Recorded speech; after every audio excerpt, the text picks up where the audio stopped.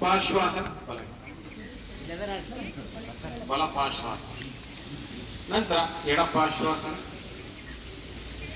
ನಂತರ ಮಗ್ಗಿನ ತಾವರೆಯಾಸನ, ನಂತರ ಅರಳುವ ತಾವರೆಯಾಸನ, ನಂತರ ಪೂರ್ಣ ಅರಳಿದ ತಾವರೆಯಾಸನ, ನಂತರ ಮಗ್ಗಿನ ತಾವರೆಯಾಸನ, ನಂತರ ಪೂರ್ಣ ಅರಳುವ ತಾವರೆಯಾಸನ, ನಂತರ ಮಗ್ಗಿನ ತಾವರೆಯಾಸನ, ನಂತರ ಅರಳುವ ತಾವರೆಯಾಸನ, ನಂತರ ಊರ್ಧ್ವ ನಮಸ್ಕಾರ, ನಂತರ ಯೋಗ ನಮಸ್ಕಾರ, ವಜ್ರಾಸನ.